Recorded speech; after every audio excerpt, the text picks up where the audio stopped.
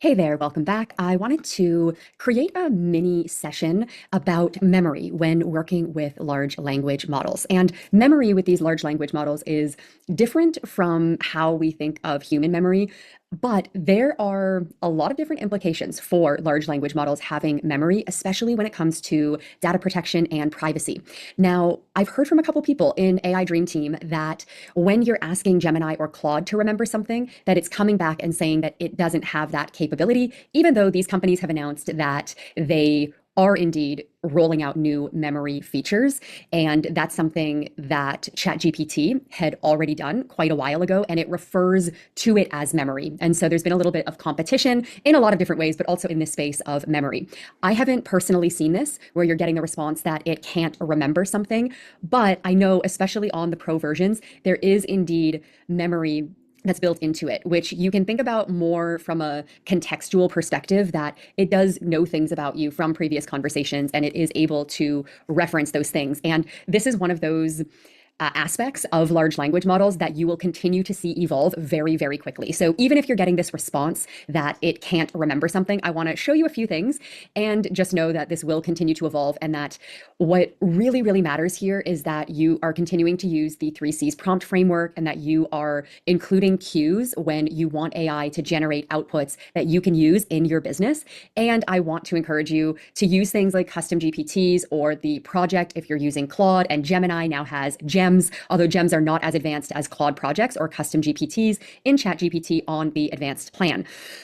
I have been really enjoying using ChatGPT, Gemini, and Claude lately, and it really goes back and forth on which one gives me the best result. I still consistently have the best results with Claude, but there are some features in ChatGPT that also make it super valuable. So I'm still paying for all of the pro memberships here, as well as pro memberships for a lot of different AI tools. And I know that that is not necessarily feasible for everyone. And I also want to be helping you to keep your monthly costs very, very low, because if you are working with one large language model on an advanced or pro plan, there's going to be so much that you can do without even having all the other tools. So let me just share my screen with you, and I'm going to show you a few things.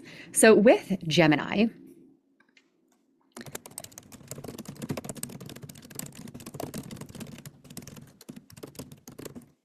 let's see if I ask it something in a new thread, what it's able to access based on what it knows about me, which again, contextually, it is pulling from other things so that it is able to get this larger picture of who I am. And this is part of what we call a memory feature in Gemini, even if it's telling you that it isn't able to remember things. So it has a pretty good sense of who I am. And one of the things that I am loving about Gemini at the moment is that it can also be integrated with Google Drive and also with Gmail, unless you're turning off access to those things. So it's able to access a lot of data about you, which does help it with the outputs.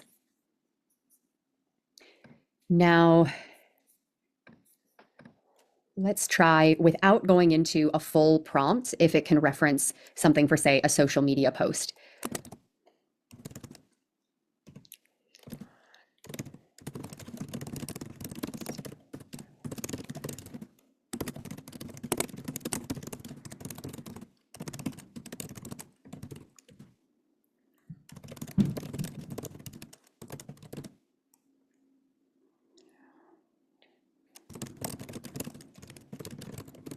So just really basic to see here without even providing what you would usually be providing with the 3Cs prompt framework and all the cues that you're going to feed in.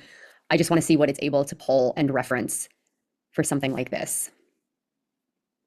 To see, it's even picking up on things like how I refer to this community as the future weavers of the world. And that's something that is like my unique language, and it's able to pull that without me actually asking for that or prompting that. So it can pull different programs that I have as well. So that's a good start, but it could do even better here, especially obviously if I gave it a lot more context, clarity, and cues. Now, the other thing I wanted to show you in Gemini is gems. And gems are similar to custom GPTs and projects, although not as advanced. So I have some gems here, and what you can't do with gems are add a lot of cues the way that you've seen me do in the trainings on a Claude project, for example, where you can upload a lot to the knowledge base. So this one is a little simpler, but it does help you to create automations without having to go in and have a really comprehensive prompt that you need to enter. So for example, I do a lot of investing. I created this particular gem to be able to give me my daily stock analysis and an overview of things in my portfolio. And that has been super helpful for me. Let me go back here and click edit on it so that you can see what this looks like. So it is very, very simple.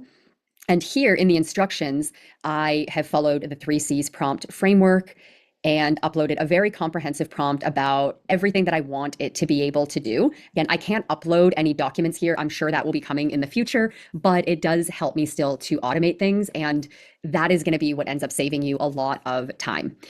Still prefer the Chat GPT custom GPTs to the gems at this time. Although Gemini, I've told you this before, some of the biggest benefits are that integration with Google Drive and the entire Google product suite, which is also what I run my company on. Now, if we come over here to Chat GPT with its memory,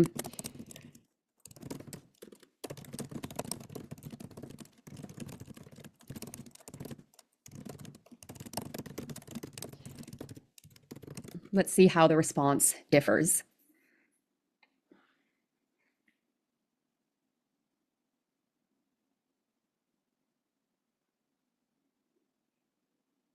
So this is a little more in depth. It's deeper than the response that I got with Gemini.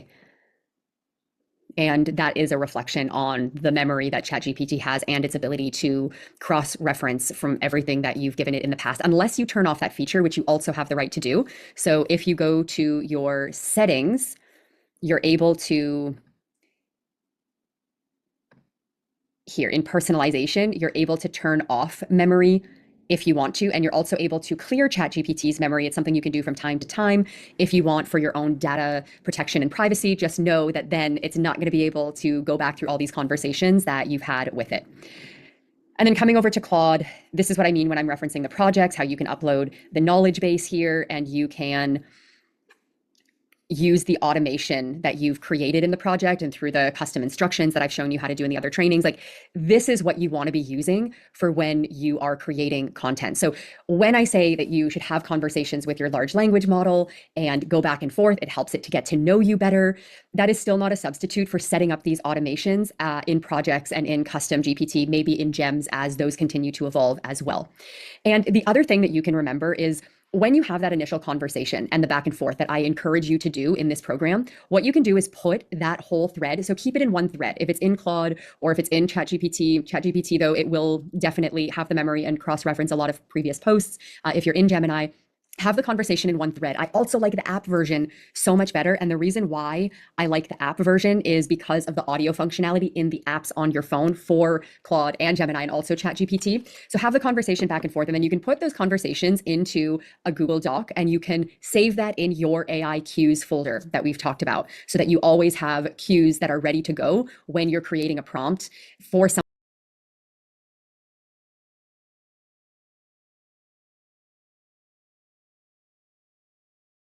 that you want a really great output for in your business, whether it's a marketing strategy or it's your business plan and strategy for the upcoming quarter, or it's an email newsletter you want to write, or a Substack post or a social media post, whatever it is.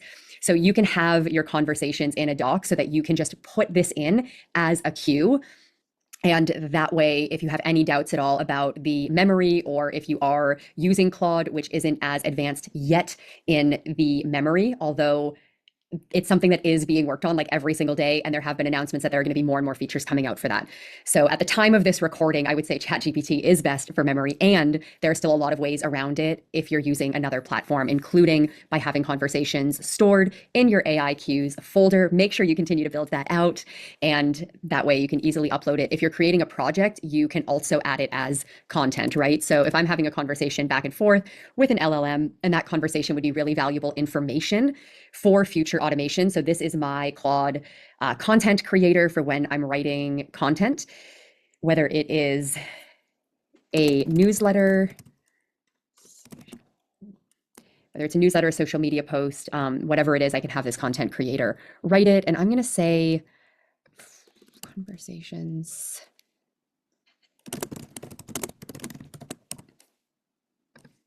So we can put all of that in here. We can add it as content, and then it's still able to reference that when I'm here working within my content creator. Now, one more thing I'll show you. Some people really love using this. It is paid. It's not the highest cost plugin though that you can buy. It's pretty affordable. I think it's $25 for the year, and it's called Memory Plugin. So with Memory Plugin, you can actually have a whole bunch of things that are saved in the plugin. And then every time that you're working with an LLM, you can just click on the plugin in Chrome and it can put that information in for you. So if you are somebody who is going back and forth between a lot of different LLMs, that is something that you can look into using, because at this stage, I do think there's still a lot of benefit to checking what the outputs are in different LLMs, even if you have one that you are using most often. So for me, at this point in time, it is Claude that I've been working with the most. I'm working on this whole multimedia video series right now, and Claude is giving me the absolute best outputs for that and for the scripts that we're creating. So I have been working a lot with Claude, but if I'm going to be working on a chart or a Google Doc, or I'm editing in Google Doc, something that my team has sent me, I will work with Gemini because of that compatibility with our whole Google Business Suite. So pros and cons, right, to all of these different LLMs. I know a few of you in AI Dream Team have been loving Perplexity. So for those of you who are scientists or therapists, or you're publishing content that requires a lot of sources, Perplexity can be absolutely incredible for that. And I still do a lot of research there. It is one of the best LLMs right now, I would say, for research and more scientific writing. So depending on what you're doing, who you're serving, what your needs are and your goals are for working with the LLM, there are going to be different ones that work best for different things. And I hope this makes memory a little bit clearer. And I might have to delete this whole video very, very soon with the rate at which things change. And I do think that memory is going to be one of those things that have really big updates in the very near future as we're getting ready for the next rounds of these large language models to come out. It's very, very exciting times. And I hope this served you.